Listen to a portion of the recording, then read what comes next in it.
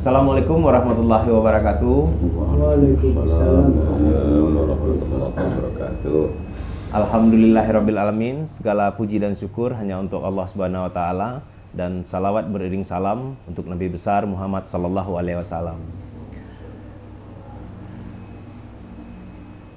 Makan dan minum merupakan aktivitas yang selalu dilakukan oleh manusia dalam kehidupan sehari-hari.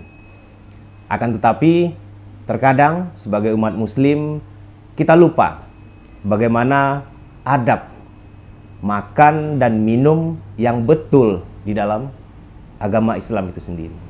Selama beberapa menit ke depan, saya ditemani Ustadz Amin, Ustadz Armen, dan Ustadz Yasrizal akan belajar dan mengupas bagaimana makan dan minum, adab makan dan minum yang betul dalam Islam tersebut. Selamat menyaksikan. Assalamualaikum Ustadz. Assalamualaikum. Terima kasih Ustadz, ini sudah episode yang kedua dan kadang-kadang saya masih belum tahu atau mungkin sudah lupa. Kadang untuk makan itu kadang saya berdiri, kadang untuk minum itu saya berdiri. Terkadang kalau sudah lapar sekali, ambil piring, bismillahirrahmanirrahim, langsung makan, tidak ingat apa-apa lagi. Sudah betulkah saya sebagai umat Islam melakukan aktivitas makan dan minum atau belum, Ustaz? Nah, kemarin Yudis minta pencerahan Ustadz, bagaimana adab makan dan minum yang betul itu. Yudis ke Ustadz Amin dulu ya Ustadz ya. Kemarin sudah Ustadz Yas dulu. Alhamdulillah ya, terima kasih Yudis ya. Sebetulnya bukan minta pencerahan ya nak. Dah ada istilahnya, artinya tausiah. Tausiah itu saling mengingatkan. Saling mengingatkan itu benar. Iya betul Pak Ustaz ya. Yeah.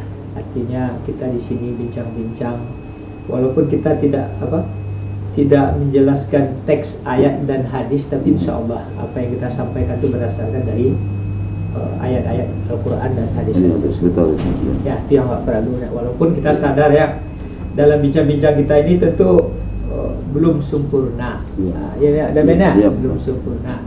Kalau kami selalu mengistilahkan itu, istilahnya pengajian pengantar itu katam kasar. Katam kasar. Ya, nanti katam halus. Ya, Ustaz ya.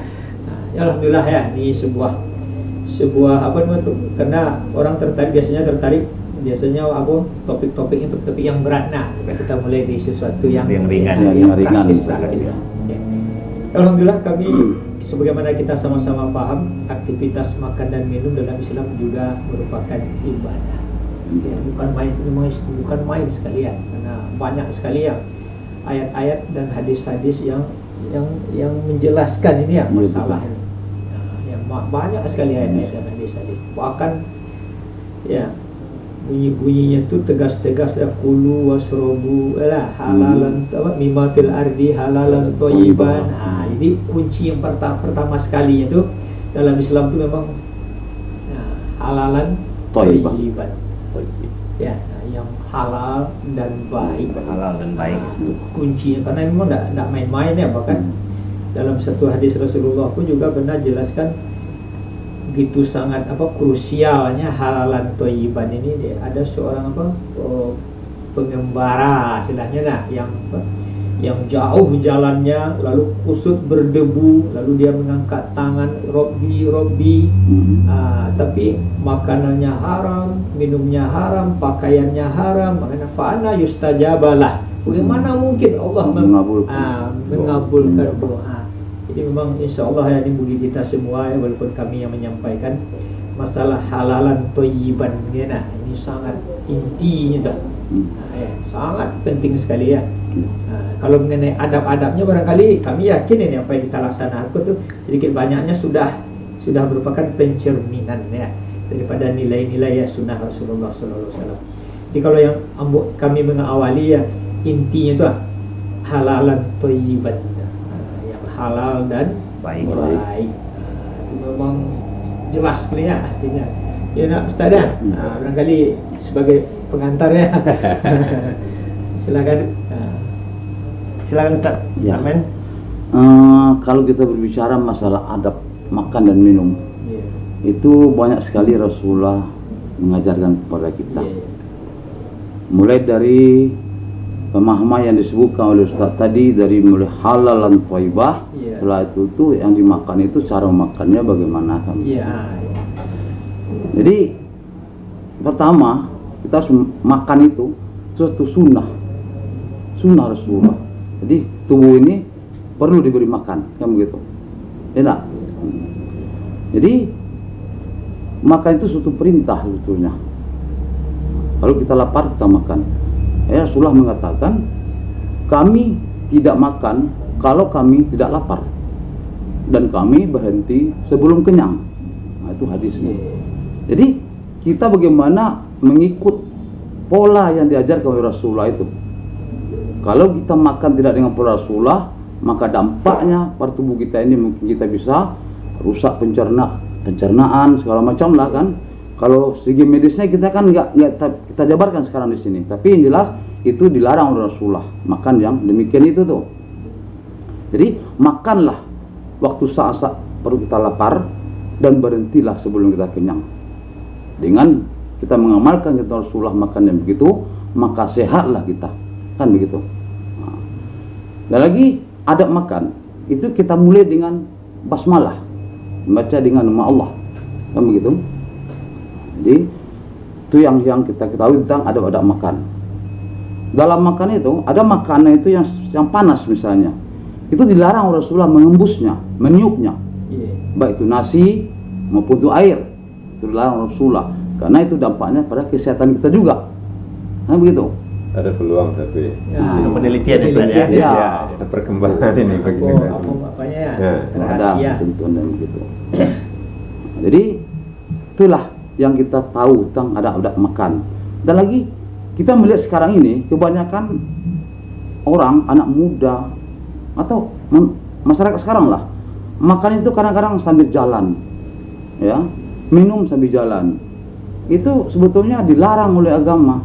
Makan sambil jalan, minum sambil jalan, itu dampaknya kepada kesehatan semua, pada pencernaan kita semua. Kalau kita makan tidak memenuhi ketentuan yang diajarkan oleh Rasulullah tadi. Jadi dalam makan itu ada adab-adabnya, itulah yang kita jelaskan sekarang, kan begitu. Nah, mungkin tambahan untuk Ustaz lagi. Silakan Ustaz. Ya. Terima kasih dan alhamdulillah kita sudah mendapatkan pencerahan tausiah.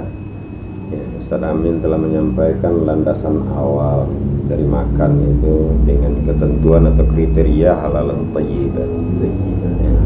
Dan Ustaz Amin memberikan gambaran bagaimana sunnah-sunnah dalam makan. Dan ulama juga ada yang menyampaikan sekaitan dengan orientasi makan ini kan. Ada di antara manusia itu yang hidupnya untuk makan, ada yang makannya untuk hidup, dan bagi para hamba Allah tentunya, nah hidup ini untuk apa gitu kan, kembali kepada kita. Dan juga dari makanan ini diharapkan kan akan mendatangkan, menimbulkan energi, karena inti kan lillahi rabbil alamin. Seluruh aspek kehidupan kita ini adalah untuk beribadah. Jadi dengan makan itu hendaknya kita dengan halal dan thayyibah tadi, ini yang akan menjadi supporting atau power yang mendorong diri kita untuk mampu melaksanakan ibadah-ibadah lain. Nah, sehingga itu makanya diajarkan awalilah dengan menyebut asma Allah. Bismillahi fima razaqtana wa qina adzabannar. Karena yang memberikan rezeki itu adalah Allah. Dan dengan mensyukuri nikmat Allah ini sekaligus nanti dalam makan itu sendiri kita akan ditambah nikmat. Ya, yang pertama rasa kenyang, ya, berkahnya menimbulkan energi sehingga timbul semangat. Kalau dia seorang guru mungkin timbul semangat untuk mengayomi siswa-siswanya. Kalau dia seorang ayah, dia akan timbul semangat untuk mencari kasab dan mendidik anak-anaknya untuk menjalani kehidupannya. Dan tentunya yang halalan thayyibah itu bukan hanya zatnya, asalnya, cara dapatnya. Nah, cara dapatnya juga. Cara dapat. Karena kenapa? Karena tentunya kita yang notabene kan kita ini hanya sekedar menjalani saja. Kalau istilah orang sekarang mungkin Ustadz, kita sudah dibikinkan skenarionya oleh Allah. Nah, skenario ini yang harus kita gali, sehingga kita mengetahui bagaimana kita harus melakukan adab makan dan minum. Tentunya yang pertamanya seperti yang sudah disampaikan tadi, makan itu sebelum lapar dan berhenti sebelum kenyang. Saat lapar. Saat lapar ya, saat lapar dan berhenti sebelum kenyang. Ini akan berdampak terhadap metabolisme yang ada di dalam usus kita. Karena usus itu tentunya kalau dia terlampau penuh, kan susah. Ibaratnya kalau di bahasa Minang ya, kalau sekiranya goni itu diisi panu-panu tidak bisa wak kabeh. Nah, tapaso dikuncang-kuncang gitu. Apa itu juga Parwi? Kalau ini bakal lebihan diisi, efeknya kepada awak. Nah, karena kalau baca lo keterangan penjelasan yang lain, sumber penyakit itu selain ketentuan Allah ya, itu salah satunya nih. Perut. Perut. Betul Ustaz. Ini sumber penyakit. Nah, jadi kalau kita pakai konsep adab makan yang diwariskan oleh baginda Rasulullah SAW, tentunya insya Allah kita dalam kehidupan ini akan sehat. Nah, jadi memang sakit itu dari Allah, sehat itu dari Allah, tapi penyebabnya kalau yang jelek itu kan Ustaz diri Ada diri kita. Anfusikum. Ya. Seluruh yang jelek itu kita Dari penyebab. diri kita. Kembali kepada apalagi di zaman kekinian sekarang, banyak yang kadang-kadang dia halal tapi tidak thayyib. Nah, dan ini bukan hanya untuk kita, tetapi terutama untuk anak-anak kita. Bagaimana anak-anak yang makan misalnya ciki-ciki yang makanan-makanan yang zat pewarna, pengawet. Ini apakah thayyib? Kadang-kadang sebagai orang tua, terutama sekali ibu, ini lupa ini. Yang penting anaknya diam. Dia belikan secara logika kita bisa berpikir berapa kadar yang proteinnya yang dia jual hanya 1.000. Nah, apa isinya? Apakah ini thayyib untuk anak kita? Nah, begitu juga jajanan-jajanan lain. Nah, jadi bagaimana kita menggali ini sehingga halalan thayyibah itu mendatangkan berkah dan memberikan kekuatan untuk melaksanakan ibadah. Ini mungkin gambaran untuk sementara gitu kan. Insyaallah ya. Jadi Ustaz, tadi kan ditangkap bahwa yang halal dan yang baik. Baik. Jadi konsepsi baik itu seperti apa Ustaz? Thayyibah ya. Thayyibah itu seperti apa? Thayyibah ya. Jadi alhamdulillah ya. Kalau halalan kan udah jelas dari sana, asalnya, zatnya, cara dapatnya ya. Kalau thayyibah ini memang agak luas. Ya, artinya ada orang menafsirkan itu bergizi. Termasuk Misalnya incorporisano ya, bergizi. Pak Sehat 5 sempurna. Kemudian tidak makanan kini ini kita sadar sekali kita anak-anak kita tuh ya MSG banyak pewarna ya ada kimia-kimia bahan kimia ada alami ya. Nah, itu yang kurang baik. Kurang baik. Jadi yang thayyibah itu memang ada yang menafsirkan itu yang thayyib itu yang baik itu yang istilahnya yang ini masalah karena artinya perbedaan daerah segala macam itu bisa jadi bagi suatu daerah ini tidak baik, bagi suatu daerah tidak. Ada rasa menjijikkan segala macamnya. Aduh kan daerah-daerah tertentu. Ya, misal salah satu contoh Ustaz, belut. Belut ya, bisa jadi. Ada orang yang masak belut itu, Ya. dia sop misalnya. Udah. Nah, itu kan bagi orang tertentu dia menjijikkan. Iya, Itu iya. berarti tidak thayyib bagi dia. Bagi dia. Nah, dia makan keluar lagi di situ kan. Iya. Berarti kan tidak baik. Nah, tidak thayyib. Thayyibah ya. Thayyibah itu. Ya, berarti ini terhubung juga dengan si tempat tadi ya, Ustaz, ya? Tempat, Selingkung tadi ya. Pengetahuan ya, artinya. Artinya kan tadi seperti yang diterangkan Ustadz Yas tadi, misalnya sop belut bagi daerah tertentu ini tidak jijik bagi dia, tapi di daerah tertentu lainnya Ya. dia menyukai itu. Ya. Nah, Ya. tapi secara prinsip kan belut itu halal Halal, Ya. halal. dan dia bergizi kan. Bergizi. Nah, Kalau Rasulullah kan kalau beliau suka beliau ambil, kalau tidak diam aja. Diam. Berarti boleh kan? Boleh. Ada makanan-makanan khas tertentu di daerah-daerah ya. Macam ada di daerah ya, apa semacam itu itulah artinya yang bagi orang tertentu, orang kalangan lain kurang. Tapi yang prinsipnya yang thayyibah kalau saya apa ya, artinya menyehatkan. Istilahnya bergizi. Kemudian kalau ambo lebih ya kalau makanan dalam Islam itu kan mulai daripada prosesnya pun diatur, penyembelihannya segala macam. Ini memang ketat sekali ya. Kata sekarang makanan fast food istilahnya kan itu kadang-kadang dari luar negeri.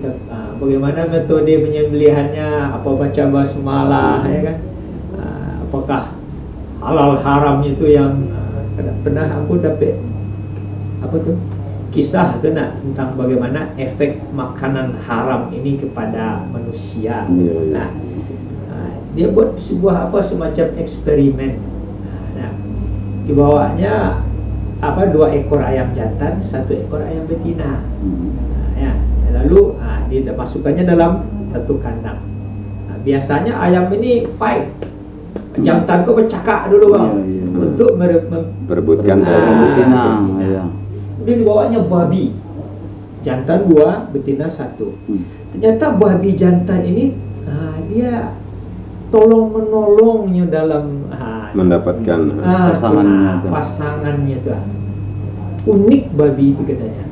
Jadi dia tidak bertempur katanya, tapi ditolongnya itu bukannya gantian, bukannya tolongnya Jadi sampai dia berkesimpulan kalau kita kan sadar kan makanan ini, babi ini memang paling unik, paling banyak istilahnya. Ada penelitian orang ahli biokemi paling banyak. Bahkan katanya kulit babi ini untuk sepatu paling bagus ya. Ya, paling banyak ya, luar biasa. Banyak kegunaannya. Banyak kegunaannya. 100 lebih kalau Banyak ayo Ustaz. Jadi katanya kalau ada orang-orang Islam yang rutin mengkonsumsi makanan yang mengandung babi, itu biasanya dia tidak punya rasa cemburu. Dayus. Dayus, giroh itu tidak ada. Tapi dayus kan kepada keluarga, kepada anak perempuannya, kepada istrinya, efeknya itu lah. Kalau sadar makanan itu banyak yang shortening segala macam tu bacon ni istilahnya itu kan babi dia. Jadi kalau dikonsumsi oleh orang Islam secara terus menerus itu efeknya tuh. Jadi tidak hanya ke jasmani, ke rohani akan berpengaruh kan gitu. Jiwa. Dayus istilahnya. Tidak ada rasa cemburunya terhadap anak perempuannya, istrinya. Ini kenapa babi itu diharamkan jelas di situ. Salah satu artinya artinya kenapa dia mungkin dilihatnya dia. Yang jelas kalau maaf ya, sebagian orang-orang di luar negeri itu kan biasa suami istri itu suaminya punya selingkuhan, istrinya punya biasa, istrinya tetap bertahankan perkawinan tetap. Dia biasa saja. Jadi dia tertular babi. Artinya konsumsi itu kan jadi apa nama itu? Jadi thayyib, kembali kepada thayyib tadi ya. Jadi tentunya sebagai pewaris banyak yang memang harus wagali. Kenapa gitu kan? Kalaulah tidak hati-hati, tentunya generasi taruhlah awak sebagai yang alhamdulillah lah bisa. Kalau tidak, tentunya iko orang yang ingin walan tarda angkal yahud wan nasara hatta tattabi'a millatahum, itu bukan hanya masalah konteks Betul. akidah, Iya. tapi mereka merusak kita dari, termasuk salah satu yang kita bicarakan masalah makanan. Makanan, kultur segala macam ya. Iya. Kalau penyedap rasa yang dari luar atau di seafood itu kan Iya. kemungkinan besar minyak babi ini. Pasnya babi. Pasti ya. Jadi juga tayyib itu mungkin salah satu yang terpikir oleh saya, kebiasaan misalnya, tadi kan ada kebiasaan. Iya. Orang-orang di Eropa kan itu kan dengan alkohol. Khamar. Padahal sabila atau yang kita kenal jahe dan kopi rampah ini. Janjabil, kopi rampah itu. Itu kan salah satu. Kenapa kita kadang-kadang di negeri kita juga ikut? Padahal itu udah jelas haramnya kan. Nah, jadi ini bagaimana kita selain juga mengikuti, dan kita harus kritis. Apa-apa yang disampaikan Allah dalam Al-Quran itu kan kita harus ambil dan pahami, dan bagaimana kita mengambil untuk kehidupan kita, terutama berkaitan dengan makan. Salah satu salsabila, bagaimana pisang, dan tentu mungkin untuk kebiasaan makan kita orang Indonesia ini, misalnya cuci mulut itu. Kalau menurut kesehatan, cuci mulut dulu baru makan. Iya. Bukan makan dulu baru cuci mulut gitu. Jadi buah-buahan itu, buah-buahan. Nah, itu yang dimakan dulu. Kenapa? Misalnya kan disunahkan makan berbuka itu dengan yang manis-manis. Kan ini isyarat sebenarnya. Isyarat. Glukosanya, seratnya apa segala macam, baru nanti makanan berat, sehingga lambung kita, usus kita tidak terkejut. Karena memang menjaga kesehatan itu hukumnya wajib bagi kita. Jangan nanti ya kalau istilah orang Minang takadiallah dulu kan sebelum ada penelitian tentang makan buah dulu yang betul, baru makan yang berat. Dulu kan orang percaya bahwa istilah kita orang Minang parabuang itu deh. Setelah makan nasi baru makan buah-buahan. Ternyata itu sudah diatur Islam dari sejak awal. Iya, betul. Ya, saya tambahkan. Ya, silakan Ustaz. Saya ingat waktu saya kecil-kecil dulu itu orang tua mengajar kita makan itu harus duduk. Iya. Kan perlu bersela, kan begitu. Baselo, esawaknya kan. Sudah tuh, ternyata setelah kita dewasa, kita belajar, itu memang ada ajaran Islam di sana rupanya. Rasulullah mengajarkan kita itu makan dan minum itu duduk, kan begitu. Iya.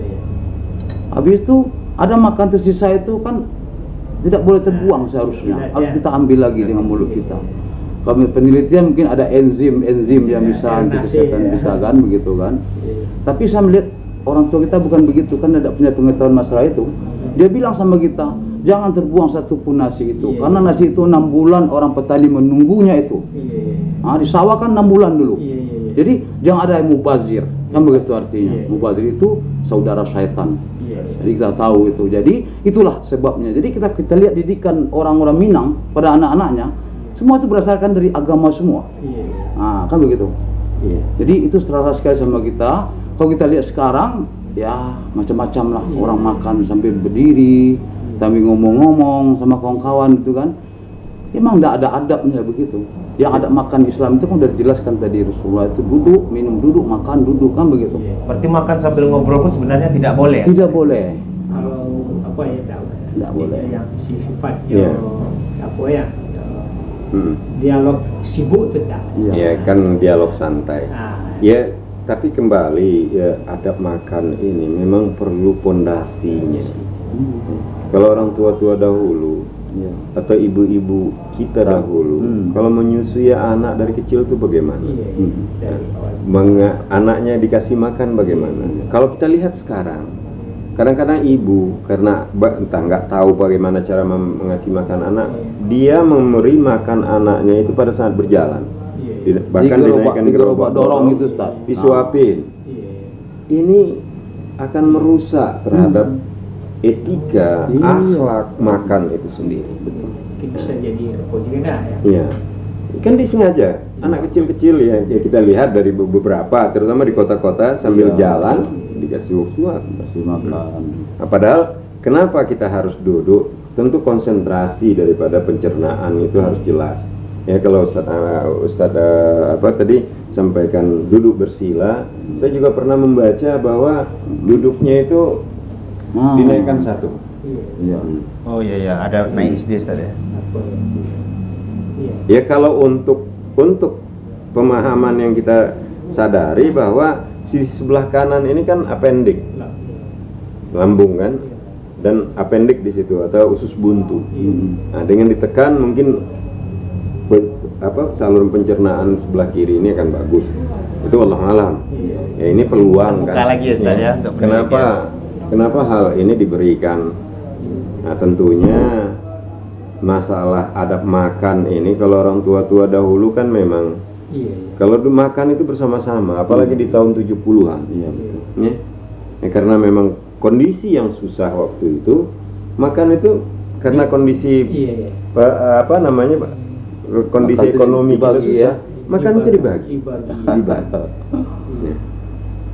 Bahkan satu saat yang nasinya satu genggam itu yang banyak sambalnya, sayurnya. Tapi kenapa cerdas-cerdas juga? Banyak juga mereka yang jadi sarjana. Nah sekarang kalau kita lihat gizi yang sangat tinggi. Nah ini kembali kepada untuk renungan kita bersama gitu kan. Apakah anak-anak kita ini sudah sesuaikah tata cara makan yang memang disunahkan oleh Rasulullah, sehingga mereka dari hasil makanan ini akan berdampak terhadap pola pikir jiwanya. Sehingga kan harapannya kita kan memiliki anak-anak yang soleh dan soleha dalam keluarga. Karena anak yang soleh dan soleha ini adalah harta yang tidak ternilai, aset yang tidak ternilai. Mungkin yang kemendoaan ya. Yang kemendoaan Pak. Jadi tadi Yudis menangkap bahwa makan yang baik, yang toiban itu bukan hanya dalam bentuk fisik, tapi juga mempengaruhi kepada pemikiran. Dan artinya ini kan membentuk manusia itu sendiri, baik secara alam pemikirannya, alam jiwanya, gitu. Apa betul seperti itu? Kalau orang Baratnya, you are what you eat. Anda tuh sebenarnya apa yang Anda makan. Kalau kita lihat itu orang-orang yang non Islam tuh makanannya ular, tikus, tikus, anjing, ular ya. Kera, otak kera, segala macam binatang buas pun disantap ya, harimau Dan saking sadisnya, saya pernah lihat itu. Mejanya seperti ini berlubang, itu keranya diikat hidup-hidup, dipukul kepala otaknya dah, sedot ya. Bahkan kadang-kadang maaf ya, kita di Amerika Serikat yang paling banyak kehilangan bayi ini kan dalam 1 tahun 400.000 orang. Bayi itu hilang. Itu kan kalau di ada istilahnya, istilahnya itu yang untuk ingin hidup abadi, awet muda, banyak tuh orang-orang yang istilahnya mengakui itu terapinya dia terapi makan bayi. Pokoknya ada bagiannya itu yang sop bayi ya. Pokoknya ada kulitnya tuh biar remaja segala macam. Misalnya sum-sumnya kalau lah tuanya kan segala macam lah. Jadi apanya tuh? Jadi dari makanannya itu tentu lahir manusia yang ya karena kalau kita lihat di luar konteks Islam itu kan mereka tidak ada orientasi kehidupan. Sementara kita pikirannya bukan hanya sampai mati, tetapi jauh setelah itu. Jadi konteks kembali kepada makan tadi, yang tujuannya bagaimana pengabdian selama hidup di dunia ini bisa berjalan dengan baik, sehingga perlunya sehat jasmani dan rohani. Salah satu penyebabnya adalah dari makanan. Makanan jasmani adalah yang harus halal dan thayyibah tadi.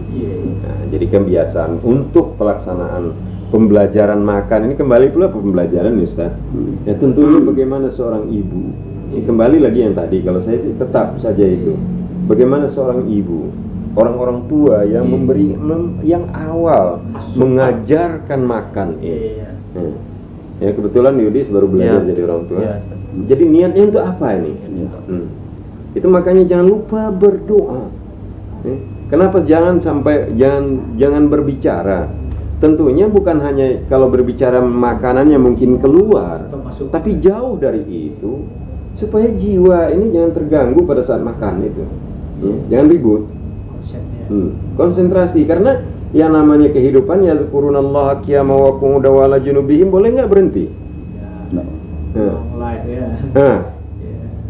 Jalan terus ya. Jadi tentunya proses ini dari kecil. Jadi seorang ibu, apakah ini wallahu alam ya? Apakah ibu kita pertama menyusukan itu dengan basmalah? Mungkin lain, tapi mungkin tidak continue ya. Tidak kan ya? Intensitasnya bagaimana? Sehingga tentunya kan yang merasakan kita, tentu kalau bagi kita ya back to me aja. Dengan bertaubat, memperbaiki diri dan menambah pengetahuan. Jadi yang inti kalau menurut hemat saya, ya, bagaimana kita memang memperhatikan adab makan dan minum ini, ya, dan minum itu sendiri juga ada aturannya kan. Jangan minum engkau seperti unta minum. Sekaligus ya. Deawe kok. Kolok. Bisa. Tapi tidak begitu. Dan bernafas di dalam cangkir itu kan tidak boleh. Sama karena meniup tadi kan sama kategorinya dengan meniup. Logikanya karena di nafas itu kan banyak kuman-kuman itu bakteri-bakteri. Nah, dan dia terkontaminasi dengan minum ataupun makanan akan berefek lain kepada kita. Nah, jadi minuman yang kita minum, cara kita minum, terus kemudian tentu hal ini ya kembalinya bagaimana kita memperbaiki diri. Makanlah. Jadi yang saya tangkap itu sebetulnya. Jadi adab makan, adab minum itu kalau kita lakukan sebagaimana mestinya, sebetulnya kita sudah menjalankan sunnah-sunnah Rasulullah. Nah, dengan kita tidak meniup makanan, minuman dan melakukan sunnah Rasulullah, makan, duduk dan melakukan sunnah Rasulullah, kan begitu? Memulai dengan makan, dimulai dengan Bismillah dan menjalankan ketentuan sunnah Rasulullah. Ya sebetulnya yang adab itu, ya Islam ini sebetulnya. Pengetahuan Islam ini sudah jelas semua, nampak semuanya itu bahwa kita tuh disuruh beradab. Dengan menjalankan ketentuan Rasulullah itu otomatis kita beradab. Itulah hikmah yang saya tangkap dari pembicaraan kita ini. Jadi tadi kan kita sudah bahas tentang prinsip. Lebih banyaknya ke prinsip tadi Ustaz kan. Jadi apa sih pentingnya kita beradab untuk makan, karena ini lebih prinsip dan ya bagusnya seperti itu kita tahu prinsipnya. Cuman kalau secara praktis, secara praktisnya ini Ustaz, apa-apa saja yang boleh dan tidak boleh untuk makan dan minum ini Ustaz? Secara praktisnya Ustaz. Boleh saya jawab? Boleh Ustaz, ya silakan Ustaz. Ya makan itu yang jelas boleh kita makan, tapi tidak boleh berlebihan. Tidak berlebihan ya Ustaz ya. La tusrifu. Innahu la yuhibbul musrifin. Jadi jangan makan berlebihan ya Ustaz. Jangan makan dan minum yang berlebihan. Berarti Yudis harus makannya tidak boleh banyak lagi Ustaz. Boleh. Dikontrol makannya. Dikontrol makannya Ustaz ya. Siwa beda-beda. Kadang-kadang di masyarakat Minangkabau kan acok adangan. Terutama sekali dan di Minang konon makan tuh sekanyam parui. Kau hati-hati. Jangan sampai karena rongga perut itu harus dibagi tiga. Iya, betul. Sepertiga untuk makanan, air, udara. udara. Tuh. Tangki. Jadi ini harus hati-hati. Jangan makan berlebihan. Berlebihan. Yang kedua apa lagi Ustaz? Makan baku tiko. Makan baku tiko. Itu Minangkabau aja tuh. Begini Salat Ustaz. bawa kartu. Makan baku tiko koko apa pemahaman sawana? Ada orang memahami baku tiko kok awak makan siang jam 2 boleh. Makan malam maghrib. Itu tuh. Iya. Jadi kalau di Islam tidak begitu, bukan begitu. Makannya saat perut lapar. Saat lapar. Jadi tidak harus jam 12. Kalau jam 11 perut kita lapar ya makan. Berarti kutiko ketikanya itu adalah ketika Iya, perut ketika lapar. Perut lapar. Baru jadi ibadah dia makan. Kondisi ya. Kalau kita makan tidak dalam dalam saat lapar, tidak ada ibadah sama kita. Karena kita tidak enak makan kita itu jadinya kan, kalau tidak lapar kita kan. Tapi saat kita lapar, apa yang ada depan kita itu mungkin bisa habis. Kalau kita berturutkan istilahnya kan begitu kan. Tapi begitulah kita dikontrol Rasulullah, makan saat lapar dan berhenti sebelum kenyang. Sebelum kenyang, baru kenyang baru itu ya berhenti lah. Ingat Rasulullah menyuruh masuk makan tidak boleh terlalu kenyang loh. Sampai tersandar loh, dia sudah makan kan itu tidak boleh. Walaupun yang sambalnya sedang lama. Sedang lama benar. Iyo. Itu makanya. Itu sedang mantap Iyo. Ustaz ya. Gurai jari yang Itu ada makanya sama doa harus itu. ditutup. Alhamdulillahilladzi Amanah. at'amana wa saqana wa ja'alna minal muslimin. Jadi dengan tutup itu menyadarkan ya.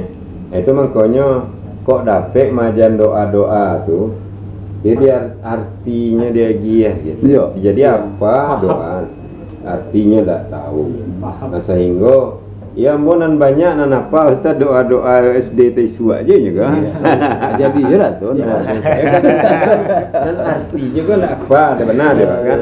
Tapi paling tidak dengan memahami itu. Jadi ada batas. Ya. Ada koridornya. Dengan berdoa mengawali dan kalau latakana pasan Nabi jan sampai tak kanyang bana. Kakanyang tu di lantian. Ya sadang-sadang talama di antian. Iya, ya. Nah, jadi untuk panutnya berdoa cepet. Kendak gua mas. Efek keparu. Iya. Apalagi kalau awak nalah bau mual. Lampe puluh kate, tentu metabolismenya itulah mulai terjadi pengurangan, penyumbatan dan lain sebagainya. Mungkin itu apa?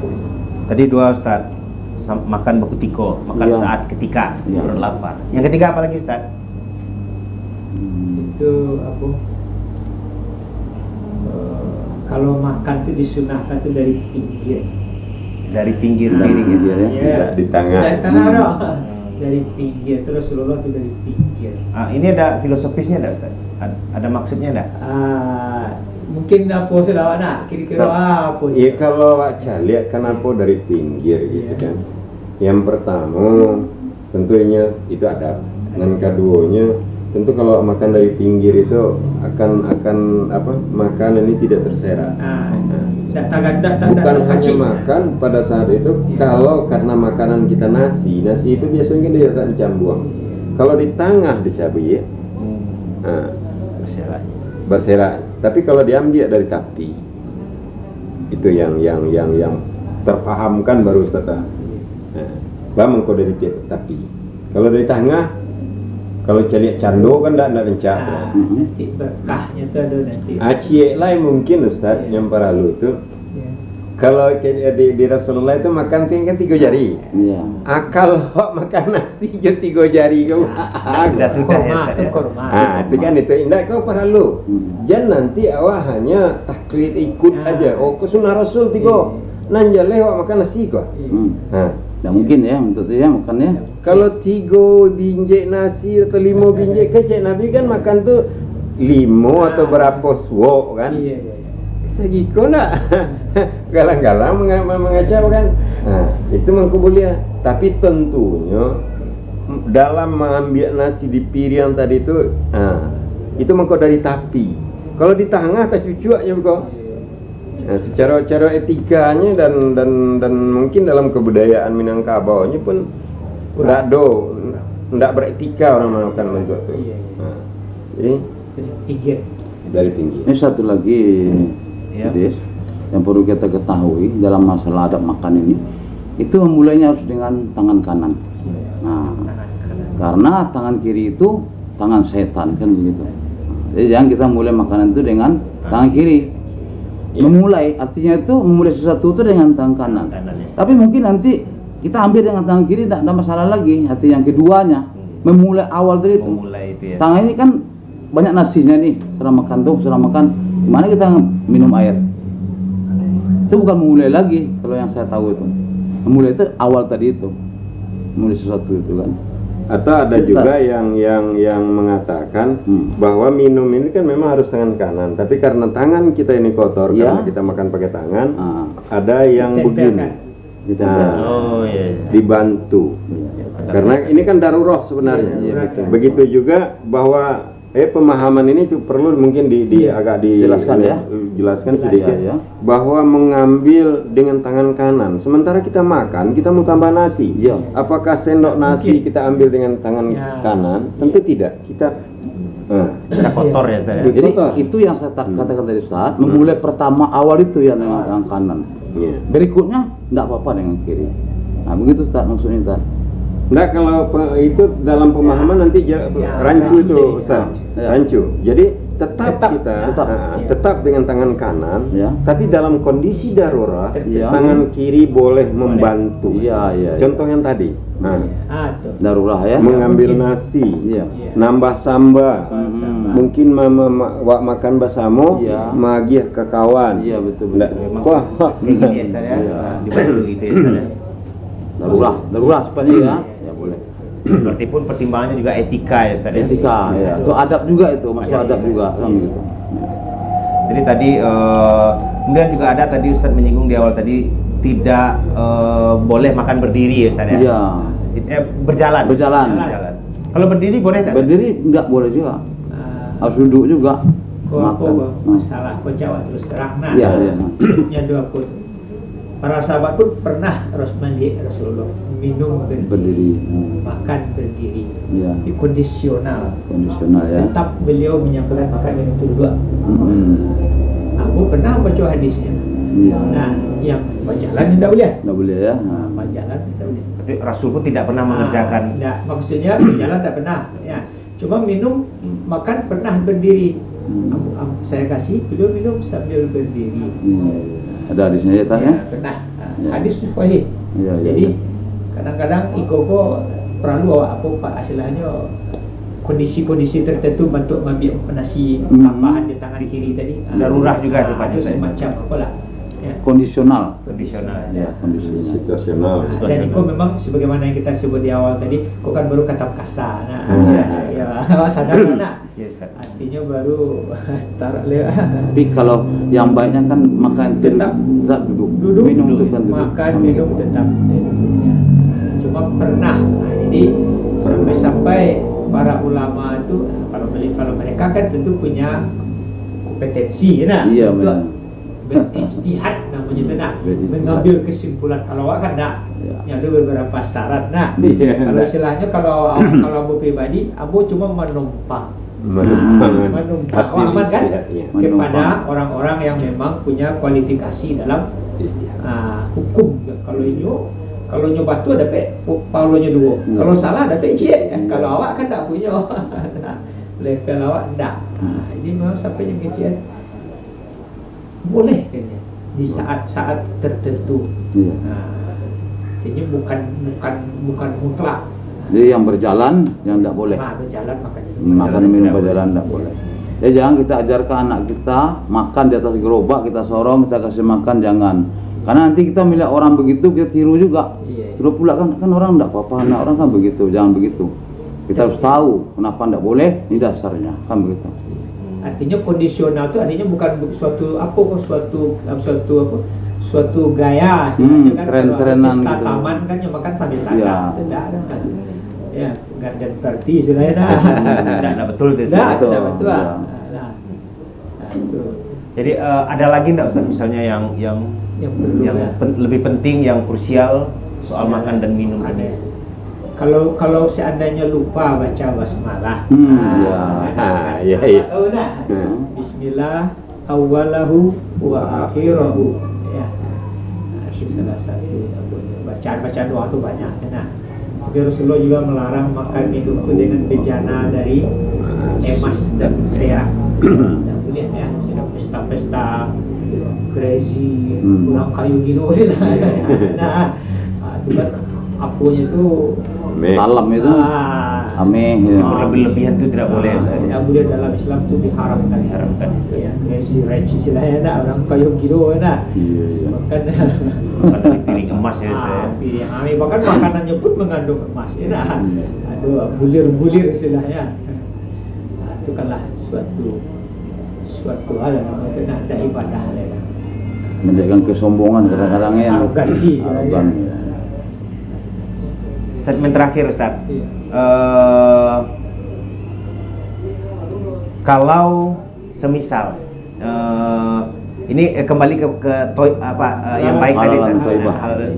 Jadi misalnya Yudis suka rendang. Iya.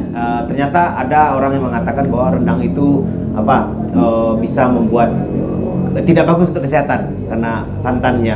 Ada Ini kolesterol. kalau Yudis tetap makan juga, Yudis melawan atau bagaimana ini Ustaz, hukumnya Ustaz?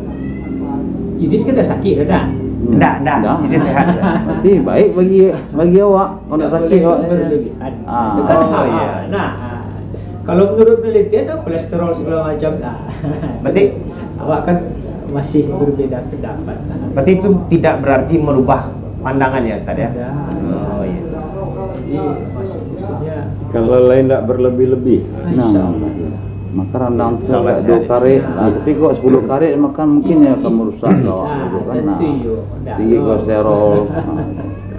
Ya, dalam kadang-kadang awak apa namanya berpikir awak di zaman Rasulullah tu mereka makan kambing itu 1 ekor tu 2 orang. 2 atau berempat paling banyak. Iya betul. Pau tu curang sudah. Tidak ada kan kolesterol. Jadi apa yang Tapi Tapi kuncinya bagi- jangan berlebihan ya Ustaz. Tapi bagi orang Arab tuh itu bukan berlebihan karena kapasitas tubuhnya Kapasitas sebanyak seperti itu, makannya biasa aja itu. Enggak banyak, kalau menurut kita baru banyak itu berlebihan. Kalau orang Arab enggak berlebihan itu. Dan satu lagi yang perlu juga itu teknik bagaimana pengolahan. Nah, teknik pengolahan ini juga akan berpengaruh terhadap kesehatan. Misalnya dalam sebuah pesan Rasulullah itu betul ini ya campur garam itu adalah lauk. lauk ya. Nah, Tidak dimasak. ikan Nggak boleh dimasak. garam itu adalah lauk. Iya. Nah, jadi bagaimana dalam kondisi makan yang kan kalau di awak mungkin saat pau kambiang tu nak keputih dia surang kan. Tapi kenapa di zaman itu mereka mampu dan saat lain mereka tentu tidak pakai nasi seperti Tidak, kita. tidak. Dan makan daging ya daging saja mungkin. Kalau dia kan dicampur. Jadi lain tentunya untuk halalan tayyib tadi itu memang memerlukan penelitian yang lebih dalam. Luas, Ya. ya. Misalnya rendang itu kalau dimasak, kalau satunya adalah santan, tapi dia memiliki rempah-rempah. Iya. Yang rempah-rempah ini memiliki khasiat obat di dalam diri, dalam tubuh. Nah, cuman kadang-kadang orang kan melihat itu dari satu sudut pandang. Nah, itu kan banyak kolesterol. Padahal dia tidak mengkaji berapa banyak rempah yang disediakan di dalam. Mungkin itu. Pokoknya intinya wala tusrifu, jangan berlebihan. Jangan Berlebihan. berlebihan. Jangan. Itu prinsip-prinsip tuh. Ustaz, tidak terasa sudah Alhamdulillah. setengah jam saja dan alhamdulillah sudah banyak yang Yudis dapatkan dari bincang-bincang ini. Yudis mau coba merangkum sedikit Ustaz, boleh Ustaz ya? Boleh, Silakan. boleh. Kalau salah tolong dibantu ya Ustaz. Iya, boleh. Oh iya, Ustaz silakan minum Ustaz. Iya, Ya, mohon Kopi maaf rampah. Ustaz lupa Oh, maaf. ini. Kopi rampahnya. Jadi dari bincang-bincang tadi bisa kita simpulkan bahwa makan yang baik itu makanlah sesuatu yang halal dan yang baik, karena apa yang kamu makan akan membentukmu menjadi manusia seperti apa. Sekian Bumi Islam hari ini. Mohon maaf jika ada kesalahan. Assalamualaikum warahmatullahi wabarakatuh. Waalaikumsalam warahmatullahi wabarakatuh.